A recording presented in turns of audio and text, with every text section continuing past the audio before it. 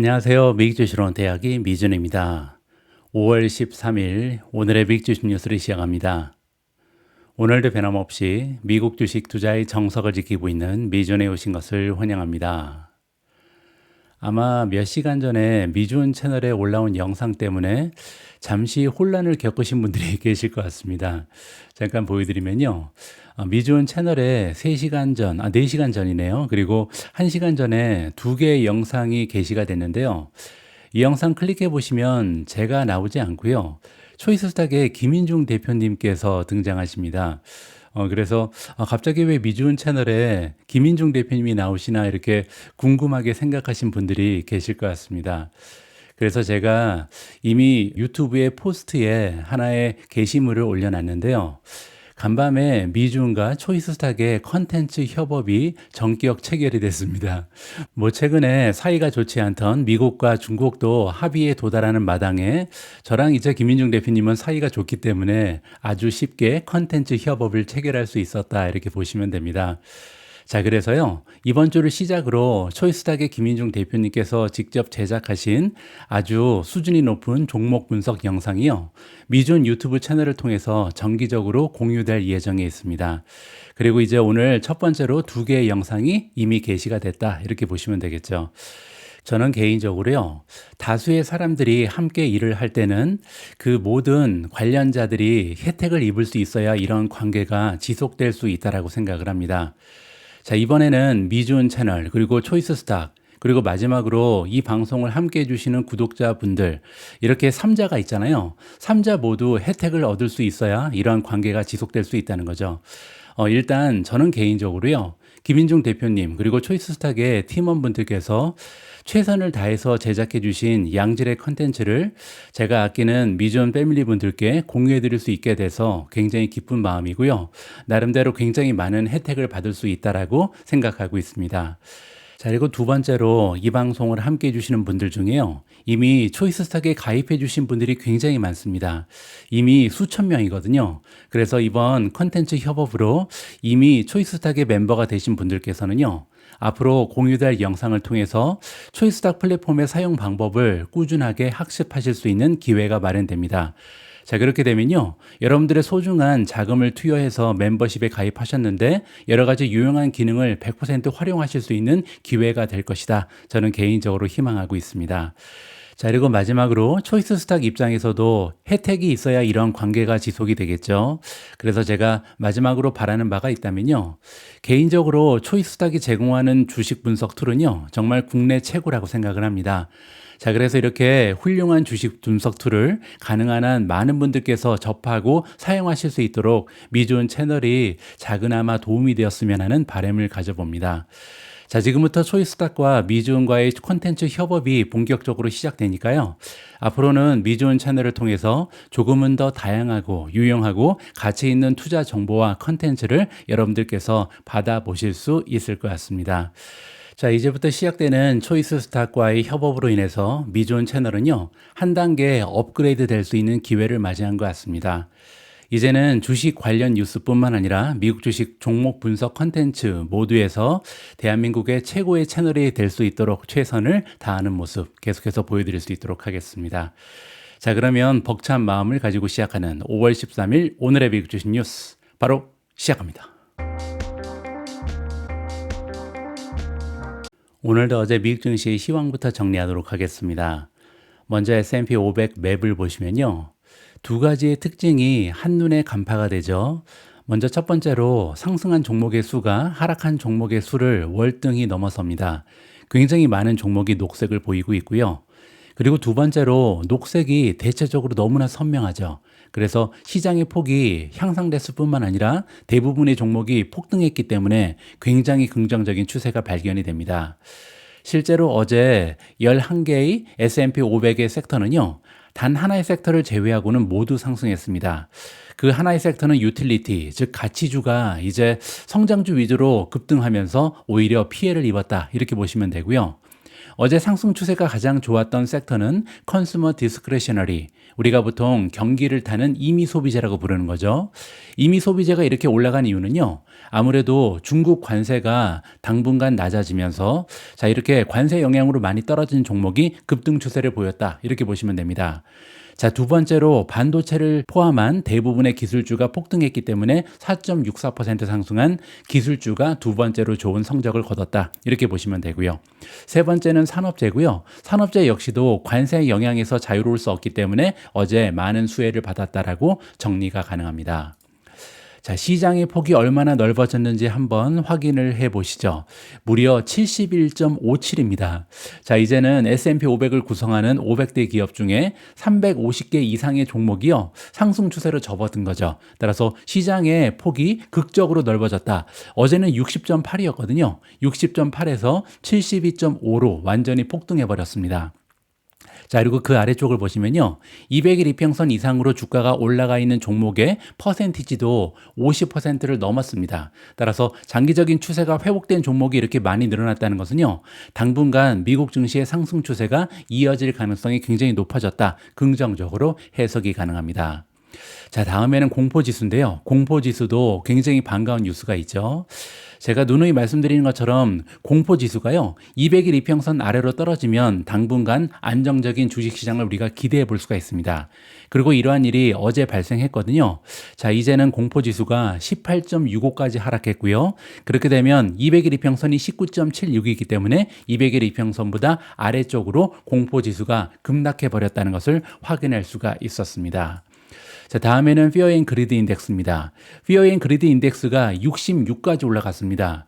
자, 이런 식으로 계속 올라가다 보면 조금 있다가 이제 극적인 탐욕 단계로 넘어갈 것 같거든요. 그래서 오히려 주식을 지금 조금씩 줄이는 단계가 아닌가 이런 생각까지 하게 되는 굉장히 긍정적인 시장의 센티먼트가 발견이 됩니다.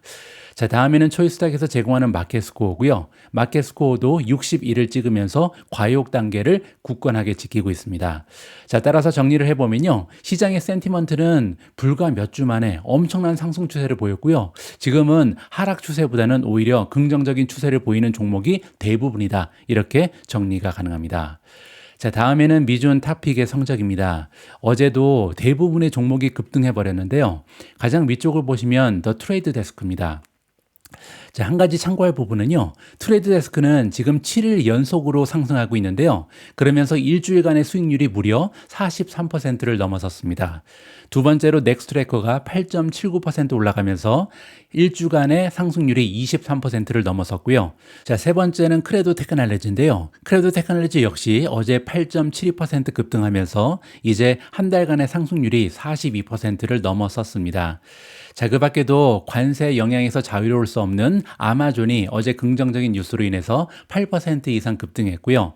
메타가 플러스 7.92%, 셀레스티카 플러스 7.81%, 비스트라 플러스 7.62, 테슬라 플러스 6.75, 브로드컴 플러스 6.43, 우버 플러스 6.39, 타이완 세미컨덕터 TSMC 플러스 5.93, 엔비디아 플러스 5.44, AMD 플러스 5.13, 탈렌 에너지 플러스 5.09, 팔란티어 플러스 0.99, 마지막으로 비트코인이 소폭으로 상승하면서 103,420에 가 있습니다. 딱 두 종목이 떨어졌는데요. 하나는 B2고요. 나머지 하나는 마이크로 스트래티지, 즉 최근까지 가장 좋은 상승률을 기록했던 비트코인 관련 종목에서요. 자금이 일부 빠져나가면서 다른 섹터로 이동했다. 기술주로 자금이 유입됐다. 이러한 식으로 정리가 가능합니다. 어제는 트럼프 관세 인하 소식도 굉장히 커다란 호재였지만 기술적으로도요, 굉장히 커다란 일이 발생했습니다. 자, 이번 기사를 통해서 S&P 500에 어떠한 기술적 변화가 나타났는지 자세하게 한번 설명을 드릴 수 있도록 하겠습니다. 주식시장의 안도 랠리로 S&P 500 지수는요, 30거래일 만에 처음으로 200일 이동 평균선을 뚫고 월요일에 5,844.19로 마감했습니다. 200일 이동 평균선은요, 장기 추세를 가늠하는 중요한 지표로 여겨지는데요. S&P 500 지수가 이 선 아래에 30거래일 동안 머문 것은요, 2022년 이후 최장 기록이라고 합니다. 자, 그래서 이렇게 30거래일이면 굉장히 긴 시간이잖아요. 이렇게 오랫동안 S&P 500 지수 자체가 200일 이평선 아래쪽에 머물렀던 것은요, 쉽게 발생하는 일은 아니다. 굉장히 추세가 그동안 좋지 않았다는 것을 반영하고 있습니다. 자, 전통적으로요, 지수가 200일 이동 평균선 아래에 오래 머물수록 시장의 힘이 약해지고요, 위험 신호로 해석이 가능하다고 합니다. 자, 하지만 센티먼트 트레이드의 선임 애널리스트 제이슨 고에퍼트에 따르면요, 1929년 이래 3년이 넘는 기간의 고점에서 하락한 이후 200일 이평선 아래에서 30거래일 이상 머문 사례를 살펴보면요, 통계적으로 봤을 때 그 이후 몇 개월, 1년 사이에 강한 반등을 보여준 역사적 통계가 있다라고 합니다. 자, 실제로 이러한 패턴이 나타난 뒤에 3개월 동안 S&P 500의 중간 수익률은요, 4.1%를 기록했고요. 12개월 동안은 대체적으로 두 자릿수의 상승률을 기록해 왔다라고 합니다. 자, 물론 예외는 있죠. 2000년 닷컴 버블 붕괴 시기, 그리고 2008년 금융위기 때는요, 연간 손실이 두 자릿수에 달하는 혹독한 시기도 존재했습니다. 하지만 이러한 예외적인 경우를 제외하고는요, 대부분의 경우에 2개월 정도가 지난 시점부터는 안정적인 회복세가 이어졌다. 자, 따라서 이번에도요, 30일 거래일 동안 S&P 500이 200일 이평선 아래에 머물면서 굉장히 추세가 좋지 않았지만 이번에 상향 돌파했기 때문에 향후에 한 2개월 정도가 지나고 나면 긍정적으로 주가의 상승을 기대해 볼 수 있다. 이렇게 정리가 가능하겠죠. 이번 랠리의 방아쇠는요, 미중 양국이 무역 분쟁 완화 차원에서 90일간 상호 관세를 일부 철회하기로 합의한 데 있었다. 자, 결정적인 역할을 한 거죠. 미국산 품목 관세는 10%까지 떨어졌고요. 중국산 제품 관세는 30%로 낮아졌습니다. 자, 이 소식에 다우존스는 1160포인트 급등했고요. 나스닥 지수는 무려 4.4% 폭등하면서 베어마켓 탈출에 단숨에 성공해 버렸다라고 이해가 가능합니다. 자, 물론 상단 돌파가 지속되는지를 판단하려면요, 여전히 S&P 500의 200일 이동평균선을 주의 깊게 지켜봐야 한다는 의견이 있습니다. 이 얘기는 뭐냐면요, 그냥 하루 이틀 넘어섰다고 좋은 게 아니라 꾸준하게 200일 이평선 아래쪽으로 떨어지지 않고 상단 쪽에 위치해야 된다. 이렇게 이해가 가능하겠죠. 자, 리서치 웰스 매니지먼트의 수석 전략가 캐리 콕스가 나오는데요. 이 전문가에 따르면 과거 반등 국면을 보면 200일 이평선을 넘느냐 넘지 못하느냐가 단기 감정적 랠리와 장기 지속성 상승에 분수령 역할을 해왔다라고 지적합니다. 자, 따라서 200일 이평선을 상향 돌파한 것은 단기적으로 봤을 때는요, 시장의 센티먼트가 갑자기 긍정적으로 변할 수 있는 좋은 기회가 되는 거고요. 장기적으로 이러한 상승세가 유지되기 위해서는 다시 200일 이평선 아래로 떨어지면 안 된다. 이렇게 해석이 가능하겠죠. 자, 미준의 한마디로 정리합니다. S&P 500 지수는 월요일에 3.3%나 급등하면서 200일 이평선을 훌쩍 넘어선 수준에서 마감했습니다. 자, 그리고 결과적으로요, 어제 방송에서 제가 자세히 설명드렸던 피보나치 비율의 61.8% 되돌림 수준, 이게 이제 5750이었잖아요. 이 수준도 가볍게 상향 돌파해버렸습니다. 자, 이게 왜 중요하냐면요, 그동안 회의적인 시각을 가지고 있었던 시장의 전문가들은 5700 그리고 200일 이평선이 시장 반등의 상황선이 될 수 있다, 이렇게 주장했습니다. 그래서 많은 기술적 전문가들이 5700에서 막힐 것이다, 아니면 200일 이평선에 막힐 것이다, 이런 얘기를 많이 했다는 거죠. 자, 그런데 어제 미국 증시의 급등 추세는요, 미중 무역전쟁의 전환점이라는 펀더멘탈적인 호재, 그리고 또 하나 기술적 호재가 동시에 발생했죠. 그래서 굉장히 커다란 호재 두 개가 겹쳤기 때문에 더 커다란 의미를 가진다라고 개인적으로 판단하고 있습니다. 자, 그리고 또 한 가지 긍정적인 신호가 있는데요. 어제는 장중 내내 이익 실현 물량이 나오지 않고요, 매수세가 하루 종일 꾸준히 이어졌습니다. 그 얘기는 공매도 물량이 포지션을 포기했거나 아니면 주식 비중을 낮췄던 기관 투자자들이요, 금이나 채권 등의 안전 자산에서 주식으로 대거 유입된 것이 아닐까 개인적으로 해석하고 싶습니다. 자, 그래서 한동안 랠리가 지속되지 않을까 하는 기대를 가지고 있다라고 마무리를 해드리겠습니다. 자, 몇 가지 차트를 보여드릴 텐데요. 일단은 폴리마켓에서 제공하는 리세션 확률 업데이트인데요. 4월 초에 이 수치가 66%까지 올라갔습니다. 그리고 보통 이 수치가 60을 넘으면요, 리세션에 빠질 확률이 굉장히 높다, 가능성이 높다, 이렇게 해석이 가능하거든요. 그런데 다행히 66까지 올라갔던 4월 초가 그랬고요. 꾸준히 계속해서 떨어지죠. 그리고 지금은 40까지 하락하면서 이제는 어느 정도 리세션의 확률이 굉장히 낮아진 것으로 해석이 가능할 것 같습니다. 자, 다음에는 S&P 500의 모멘텀인데요. 26가지 모멘텀 지표 중에 매도를 주장하는 지표는 단 하나도 없습니다. 중립이 9개, 그리고 매수가 17개까지 늘어나면서 이제는 전반적으로 스트롱 바이, 강력 매수의 모멘텀을 발휘하고 있는 것이 S&P 500이다. 이렇게 보시면 되겠죠. 자, 마지막으로 S&P 500의 1년 주가 차트인데요. 1년 주가 차트도 굉장히 좋죠. 왜냐면 정고점이었던 단단한 지점, 이게 이제 한 5,750 정도가 되는 것 같은데요. 거기를 상향 돌파했습니다. 따라서 앞으로 그렇다 할 저항선이 보이지가 않죠. 정고점을 향해서 한번 올라가지 않을까 기대감이 생길 수 있는 좋은 주가 차트를 아울러서 보여주고 있습니다. 자, 이렇게 시장의 분위기는요, 더할 나위 없이 좋아졌습니다. 물론 이제 기술적인 조정을 받을 수는 있겠지만 한동안 긍정적인 추세가 이어질 가능성은 굉장히 높아졌는데요. 자, 그러면 이렇게 좋은 시장 분위기에서 과연 어떤 종목에 집중 투자해야 조금 더 좋은 수익을 낼 수 있을지 여기에 대한 이야기를 들어보도록 하겠습니다. 주 초반 미중 무역 관계에서 중대한 돌파구가 마련되면서 미국 증시는 강세로 출발했습니다. 양국은 상대국 수입품에 대한 관세를 90일 시험 기간 동안 대폭 인하하기로 합의했고요. 이 소식이 글로벌 주식시장에 낙관론을 불러일으켰다. 이렇게 정리가 가능하겠죠. 자, 이번 합의에 따라 미국은 중국산 수입품 관세를 기존의 145%에서 30%까지 내렸고요. 중국은 미국산 수입품 관세를 125%에서 10%로 낮췄습니다. 무역 긴장을 완화하고 국경 간의 상거래를 촉진하며 주요 산업 전반의 투입 비용을 낮추고 공급망의 압박을 경감하는 것이 목적이다. 따라서 굉장히 좋은 효과가 경제적으로 발생할 가능성이 높고요. 기업들의 어닝에도 긍정적인 효과가 기대되는 상황입니다. 자, 그래서 이런 상황에서요, 관세 인하에 따른 수혜가 기대되는 주요 종목을 여기서 정리해주고 있는데요. 자, 이러한 발표가 나온 다음에 월요일 프리마켓에서 가장 많이 올라간 종목들이 대표적인 수혜주가 되겠죠. 자, 어떤 종목들이 가장 주가의 움직임이 좋았는지 정리를 해보도록 하겠습니다. 자, 일단 먼저 운송 그리고 물류 부분인데요. 이 부분에서는 교역량이 일단 증가하겠죠. 그리고 비용도 절감될 가능성이 높기 때문에 수익성 개선까지 전망을 해볼 수가 있습니다. 자, 여기 보시면 반가운 이름이 있죠. 우버가 4.7% 프리장에서 올라가면서 바로 반응을 보였는데요. 우버가 이렇게 급격하게 상승할 수 있었던 이유 중에 하나는 역시 물류 비즈니스를 가지고 있기 때문입니다. 물론 이제 전체 매출에서 10.9% 정도 담당을 하고 있는데요. 뭐 그럼에도 불구하고 물류 쪽에 매출이 많이 줄어들 가능성이 있었는데 이 부분이 악재가 해소됐다. 이렇게 보시면 되겠죠.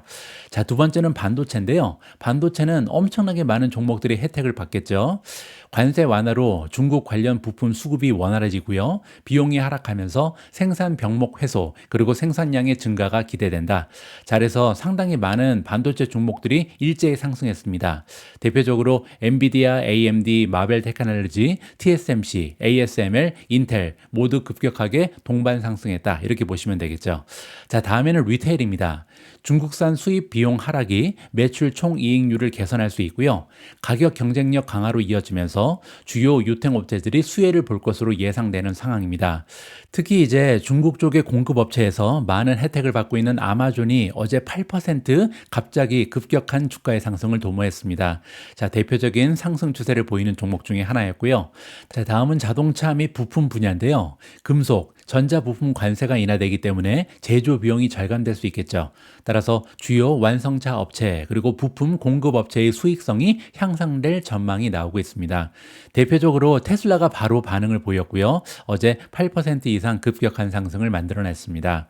다음에는 산업 장비입니다.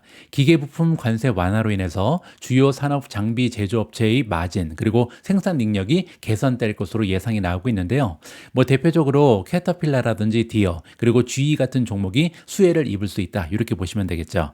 다음에는 소비자 가전입니다. 중국 중심의 공급망 비용 절감이 수익성 향상으로 직결되는 종목들이 있죠. 특히 이제 애플 같은 경우 그리고 델 컴퓨터 이런 종목들은요. 중국이 굉장히 커다란 생산의 일부분을 담당하고 있기 때문에 어제 뉴스에서 가장 크게 반응을 보인 종목이다. 이렇게 보시면 됩니다.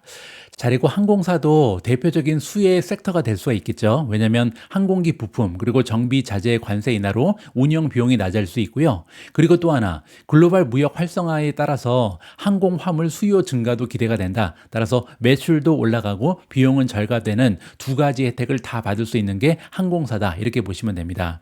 자, 그리고 또 하나 미국에 상장돼 있는 중국의 기술 대기업 역시도 주가가 급등하면서 바로 관세 인하에 대한 환호성을 질렀다. 이렇게 보시면 될 것 같습니다. 자, 미준의 한마디로 마무리합니다. 미준 탑픽 종목 중에서도요. 이번에 미준 관세 인하로 인해서 가장 큰 혜택을 볼 것으로 보이는 종목이 굉장히 많이 있습니다. 물론 이제 앞에서 나온 반도체 종목이 대표적이고요. 자, 일단 먼저 TSMC가 대표적인 수혜주인데요. 그 이유를 잠깐 설명드리면 물론 이제 TSMC의 주요 고객은요. 애플, 엔비디아, AM 등 미국 기업이 대부분입니다. 자, 그런데요. 이들 미국 기업은 TSMC가 생산한 칩을 중국 조립 공장으로 보내서 최종 제품에 탑재하거든요. 이 얘기는 뭐냐면 GPU를 그냥 파는 게 아니라는 거죠. PC에 탑재하든지 서버에 탑재하든지 이런 식으로 최종 제품에 넣어서 판매를 하는데 최종 제품은 중국에서 조립되는 경우가 굉장히 많다. 이 부분을 우리가 기억할 필요가 있겠죠. 자, 따라서 이번 관세 인하로 인해서 중국 현지 조립업체가 부담하던 수입 비용이 줄어들 수 있고요. 그렇게 되면 전체 공급망 비용이 낮아지면서 TSMC의 매출과 마진이 동시에 좋아질 전망이다. 자, 물론 여기 나와 있는 기업들 모두 수혜주다. 이 부분을 우리가 함께 살펴볼 수가 있겠습니다. 자, 두 번째는 AMD인데요. AMD는 GPU, CPU 부품을 모두 제공하죠. 그래서 상당 부분 중국에서 조립되고 테스트되는데요. 부품 수입 관세 인하로 인해서 제조 원가가 절감될 수 있습니다. 그리고 또한 생산 병목이 해소될 수 있고요. 경쟁력이 강화되면서 대표적인 수혜주 하나가 AMD다라고 정리가 가능하겠죠. 자, 물론 엔비디아를 빼놓을 수는 없습니다. AI 칩 수요의 핵심 시장이 바로 중국이잖아요. 지금 현재 인공지능은요. 사실상 중국, 미국 양대 두 개의 산맥이 있습니다. 그런데 중국 시장을 완전히 포기한다면 엔비디아 입장에서는요. 굉장히 커다란 손실이다. 이렇게 이해가 가능하겠죠. 자, 따라서 AI 칩에 대한 수요가 넘쳐나는 중국 시장을 포기할 필요가 없어졌다. 이 부분이 굉장히 중요하고요. 중국 내 수입 관세가 낮아지면 현재 성능을 다운그레이드 하면서 개조 중인 H20가 있잖아요. 자, 이런 인공지능용 GPU의 가격 인상 압력이 줄어들면서 수요가 확대될 가능성이 높다. 긍정적인 대표적인 수혜주입니다. 자, 네 번째로 브로드컴 역시도 중국의 고객사, 통신 장비라든지 스마트폰 제조사 등이 있는데요. 자, 여기에 대한 칩 공급 비용이 하락하겠죠. 따라서 판매량도 올라갈 수 있고 마진도 개선될 여지가 크다. 따라서 미준 탑픽 중에 4개의 반도체 종목은 모두 수혜주로 인정이 가능합니다. 자, 그 밖에도 수혜가 예상되는 미준 탑픽이 있는데요. 대표적으로 테슬라가 있죠. 중국산 전기차 부품 그리고 배터리 소재 관세 인하로 인해서 완성차의 생산 원가가 낮아질 수 있습니다. 그리고 또 하나 중국 판매 시장에서 가격의 경쟁력이 강화될 수 있다. 따라서 테슬라 역시도 어제 주가가 상당한 폭으로 급등을 해버렸죠. 자, 두 번째는 셀레스티카인데요. 셀레스티카 그러면 보통 캐나다 관세만 생각하시는데요. 중국의 영향도 만만치가 않습니다. 셀레스티카는 글로벌 전자기기 위탁 생산 기업이잖아요. 그래서 중국 내 조립 라인의 부품 수입 비용이 절감되면요. 수익성에 긍정적인 영향을 받을 수 있는 기업이다. 이렇게 보시면 됩니다. 자, 그리고 마지막으로 아마존이 대표적이죠. 중국산 소비재 입고 비용이 감소되기 때문에 온라인 리테일 마진이 개선되고요. 가격 경쟁력이 올라가면서 아마존의 위상이 계속해서 강화될 수 있다. 이렇게 정리가 가능합니다. 자, 이렇게 다양한 미준 탑픽이 관세 인하 수혜주로 인정되면서 어제 대부분의 종목이 급상승했다라고 마무리가 가능합니다. 다음으로 준비된 기사는 엔비디아 관련된 소식인데요. 제가 미준 멤버분들께 공유해 드릴 때 이 기사는 미준 추천 컨텐츠라는 타이틀을 넣어서 공유해 드렸습니다. 제가 이 기사를 추천하는 이유가 있는데요. 그 내용이 현장 상황을 점검한 다음에 만들어졌다. 이 부분 때문입니다. 자, 우리 같은 개인 투자자들은요, 현장 상황을 점검할 힘이 없죠. 그래서 저는 개인적으로 기관이 쓴 글들 중에 애널리스트의 개인적인 인사이트보다는요, 이렇게 현장 상황을 직접 보고 얘기하는 것을 굉장히 중요시 여깁니다.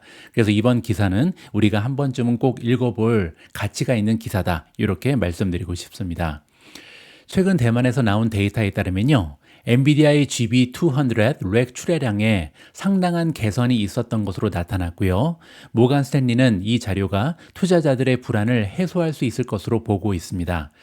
여기 나와 있는 GB200는 뭐냐면요, 이제 엔비디아가 GPU를 만들잖아요. 그걸 우리가 보통 블랙웰이라고 부르죠. 지금 현재는. 근데 이 블랙웰과 엔비디아가 가지고 있는 그레이스 CPU가 있습니다. 그래서 그레이스 CPU랑 이 블랙웰 GPU를 합쳐서 만든 슈퍼칩이다, 이렇게 보시면 됩니다.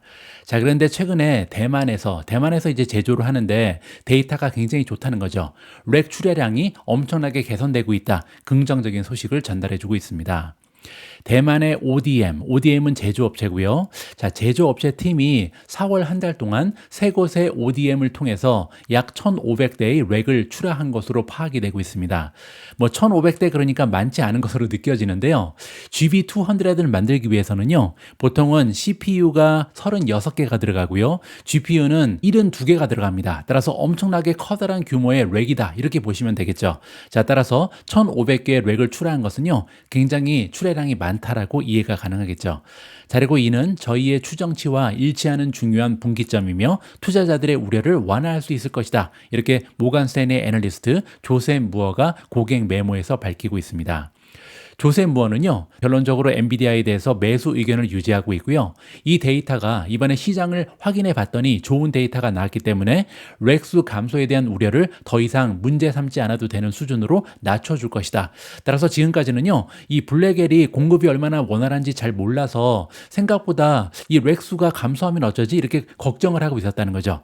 자, 그런데 만약에 4월까지 이미 2,500대의 렉을 출하했으며 올해 남은 기간 동안 월 평균 1,500대의 수준을 유지하게 되면요, 연말 동안 15,000대를 도달하게 된다. 15,000대는요, 시장의 예상치입니다. 따라서 시장의 기대치를 맞출 수 있다는 거죠. 자, 게다가 월별로도 실질적인 개선이 기대되잖아요. 그 얘기는 뭐냐면 4월에 1,500대면 다음 달에는 1,600, 그 다음에는 2,000, 이렇게 올라갈 가능성도 있다는 거죠. 따라서 연간 단위 수치가 훨씬 더 강력해질 것을 시사하고 있다. 자, 그리고 또 한 가지는요, 엔비디아가 4월 분기에 수요를 넘어서서 과잉 출하하고 있지 않다는 점도 확인시켜줬다. 자, 따라서 이렇게 재고가 쌓이는 이런 일은 없다는 거죠. 반도체는 재고가 쌓이면 가격이 떨어지니까 굉장히 커다란 문제가 될 수 있거든요. 자, 그리고 또 한 가지 현장 상황에 대한 정보가 공유되고 있는데요. 최근에 업계를 확인해 본 결과 코어위브라든지 XA 같은 기업들이요, HGX B200를 이용해서 48개에서 64개 정도의 GPU가 들어가는 렉 구축을 요청했다라고 합니다. 아까 제가 말씀드린 것처럼 보통 B200는요, GPU가 72개가 들어가거든요. 근데 여기 보시면 48개 그리고 64개니까요. 다양한 사양의 GPU 렉 구축을 요청하는 그런 기업들이 생겨나고 있다. 따라서 여기저기서 GPU를 계속해서 오더하고 있다는 것을 확인해 볼 수가 있는 거죠. 자, 따라서 4월 이후에도 개선세가 이어질 가능성이 높아졌다라고 정리해 주고 있습니다.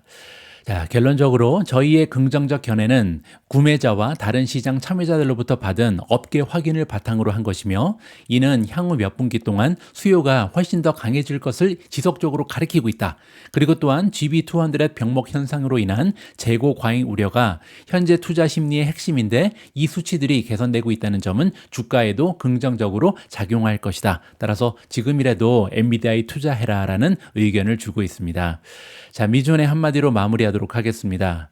미존 멤버분들께서는 잘 알고 계신데요. 저는 아직도 포트폴리오에서 엔비디아의 비중이 가장 높습니다. 근데 이렇게 엔비디아의 비중이 높으면요, 어떤 분들은 과거부터 많이 가지고 있었고 주가가 과거에 많이 올라갔으니까 비중이 높은 거 아니냐, 이렇게 해석을 하시는데요. 그렇게 보시면 안 되죠. 제가 엔비디아에 가장 많은 자금을 넣고 있는 이유는요, 지금 이 시점에서도 엔비디아가 가장 위험 대비 적절한 선택이기 때문이다, 이렇게 보시는 게 맞습니다. 자, 따라서 저 역시도요, 트럼프 행정부의 관세 부과 발표로 인해서 시장이 과도하게 공포에 빠지는 바람에 엔비디아 주가가 저평가됐다, 이렇게 보고 있습니다.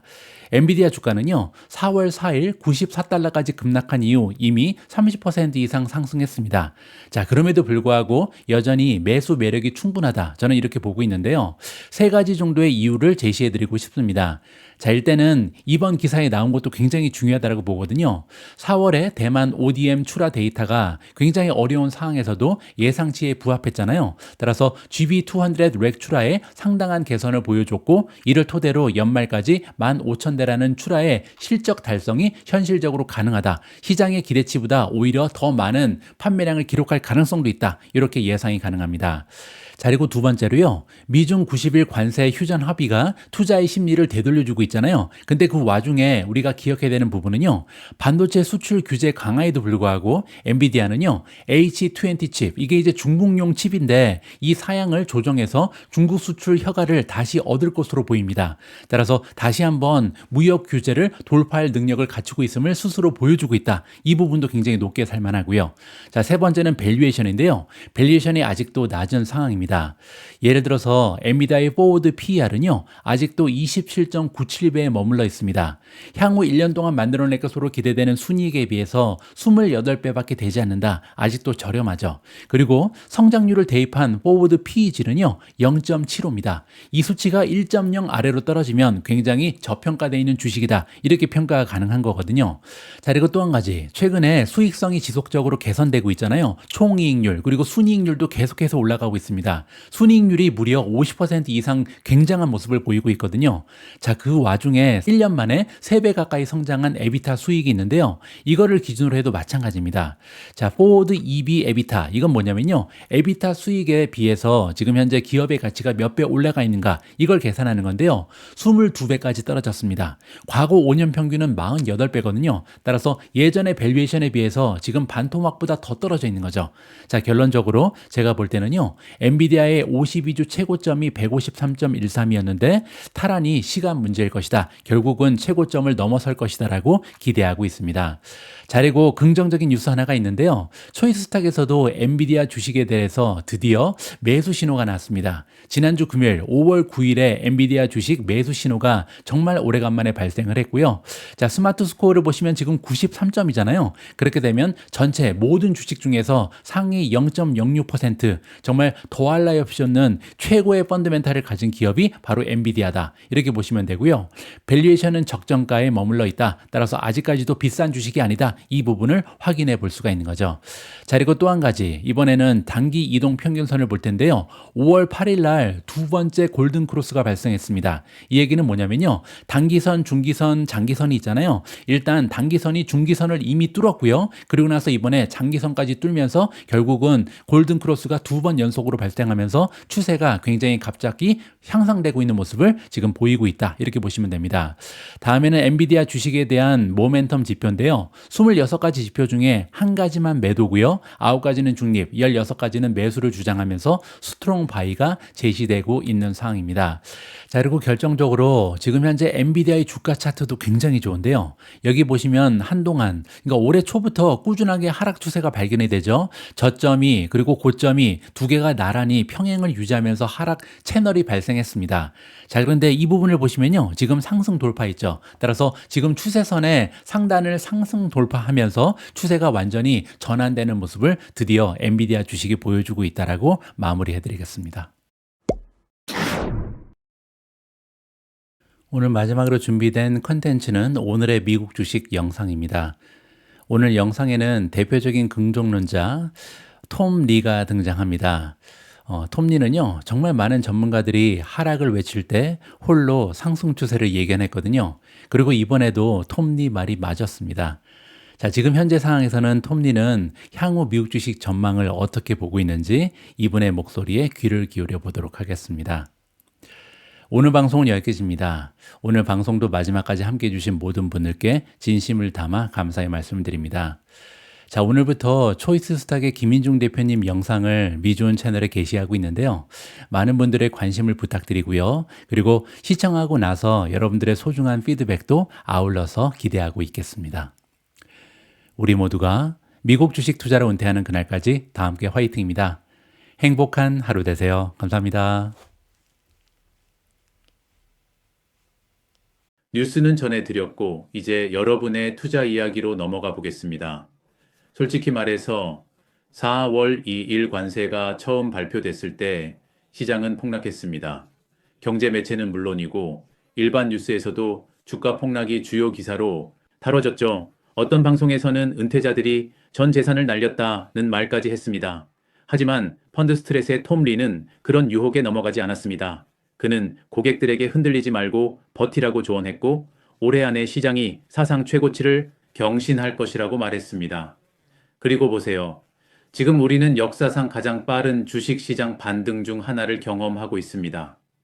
아직 연간 수익률이 플러스 전환된 건 아니지만 이번 반등은 정말 놀라운 회복이었습니다. 지금 함께 있는 분은 펀드 스트랩 글로벌 어드바이저인 톰 리입니다.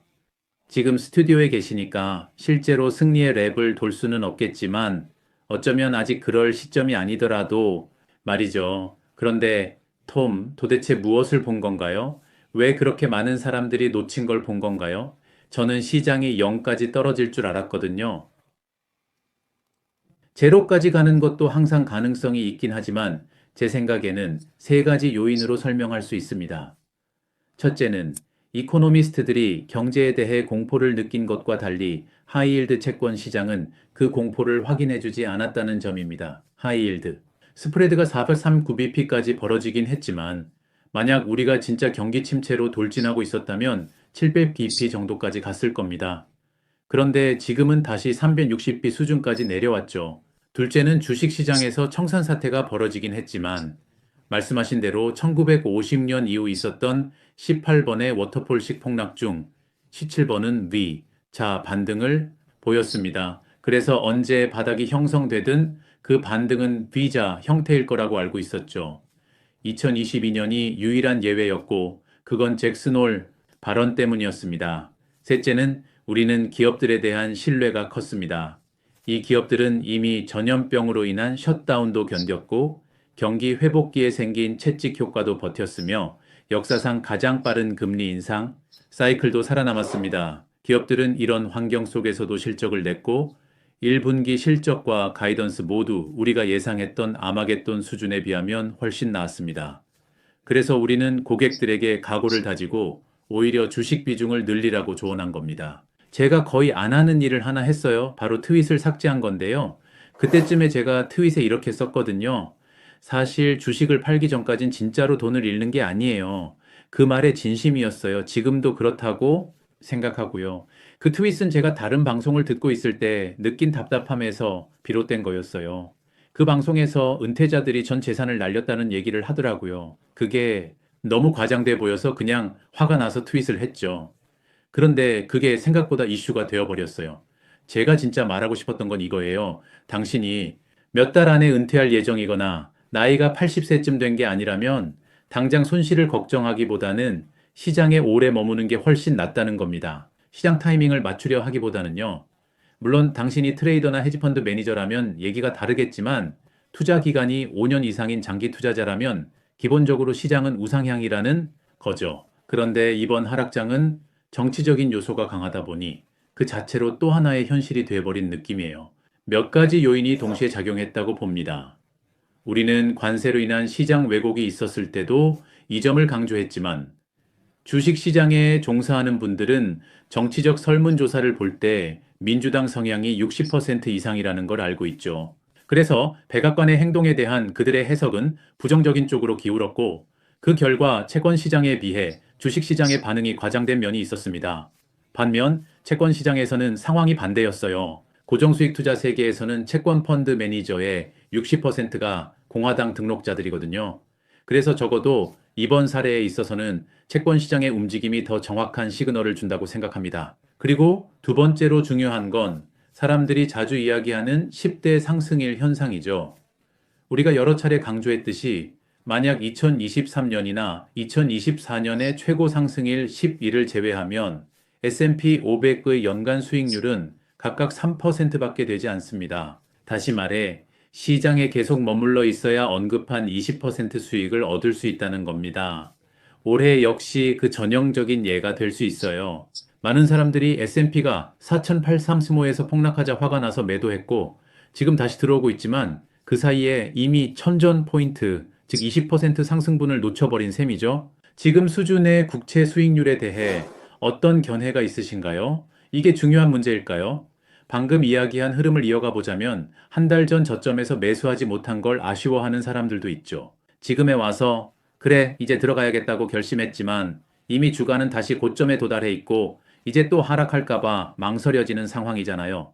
그래서 지금처럼 애매한 시점에서 어떤 조언을 해주실 수 있을까요? 몇 가지 조언을 드릴 수 있을 것 같아요. 지금 10년물 수익률이 4% 수준인데 이건 정부는 물론 경제나 기업에도 큰 부담이 되는 수준은 아니라고 봅니다. 기업들이 자본 대비 수익률을 낼 수 있는 자금 조달 수준이죠. 그리고 2026년을 내다보면 기대할 만한 요소들이 많습니다. 규제 완화가 예고되어 있고 관세 문제도 일단락됐으며 감세 가능성도 있고 다른 국가들과의 무역 협력도 개선될 수 있어요. 이는 미국 기업들의 수익에 긍정적인 영향을 줄 수 있습니다. 그리고 시장은 5월까지 연초 대비 거의 제자리 걸음이었기 때문에 기회를 놓쳤다는 생각을 할 필요는 없습니다. 여전히 매수 기회는 많다고 봅니다. 많은 종목들이 심하게 하락했고 철저히 매도된 주식들엔 여전히 기회가 남아 있어요. 테슬라든 매그니피센트 7이든 혹은 소형주든 간에 여전히 다양한 기회가 존재하니까요.